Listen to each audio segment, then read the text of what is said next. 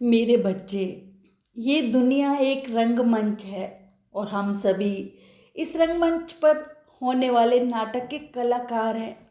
नाटककार तो वो है, हम सबका मालिक। मालिक नाटक लिखता है, हम सभी उसके नाटक में अभिनय करते हैं। जिंदगी भर नाटक ही तो करता है इंसान। अभिनय तो उसकी रग रग में है।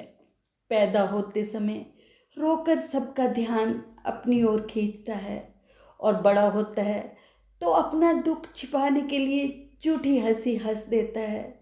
और सुखी होने का नाटक तो उसका हमेशा चलता रहता है। अंतिम घड़ी आती है, तभी इसी नाटक पर पर्दा गिरता है। फिर दूसरा जन्म लेकर फिर से नाटक में काम करना शुरू कर देता है। लेकिन ये नाटक विकारों से भरा है। इंसान इस चक्र को तोड़ना चाहता है, क्योंकि झूठी शान, झूठी हंसी, झूठी रोना उससे तंग आ जाता है। इंसान मुक्ति चाहता है। कैसे मुक्ति मिले, कौन दे मुक्ति? याद रखो, मुक्तिदाता नाटककार है। हम सबका मालिक वो नाटककार।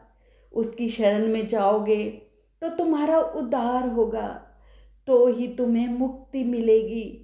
फिर ना होगा कोई रंगमंच, ना होगा कोई नाटक। कितनी बड़ी सच्चाई है।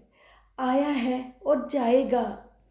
उस मालिक ने शरीर रूपी कवच दिया है, इसमें आत्मा की जगह बनाई है। मौत शरीर को मार देती है, लेकिन आत्मा कभी नहीं मर सकती। इसलिए साधु कहते हैं, सत्य को जानो, स्वीकार करो।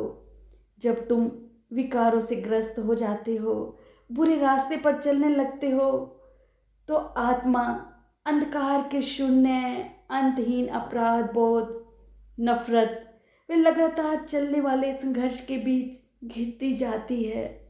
सभी नकारात्मक भाव मानो एक साथ सामने आ जाते हैं। आत्मा उस गहरे व भयंकर शून्य से डरती है, जहाँ उसे सदा के लिए अपराध बोध, घृणा, वासना, क्रोध, लालच, संदेह, कुंठा व निराशा आदि से ग्रस्त रहना पड़ता है। आत्मा इस अंधकार से डरती है। वह उस अनंत ज्योत की ओर जाना चाहती है, प्रकाश की दिशा में जाना चाहती है।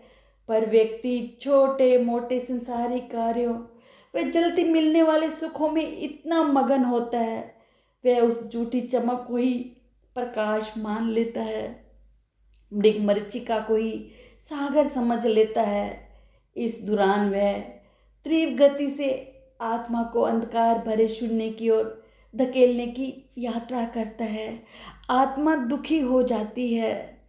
मेरे बच्चों, आत्मा तुम्हारे सच्चाई के रास्ते पर चलने से खुश होती है। जब तुम गलत रास्ते पर चलते हो तो वो तुम्हें संकेत करती है, तुम्हें रोकना चाहती है, पर तुम अपनी अंतरात्मा की आवाज़ नहीं सुनते, मन की आवाज़ सुनते हो। इससे वो दुखी हो जाती है। जब तुम सच्चाई के रास्ते पर चलोगे ना, तभी तुम इन दुखों से बाहर निकल पाओगे। मेरे बच्चों, विकारों से दूर रहो और खुश रहो। मेरी बात को ध्यान से सुना करो।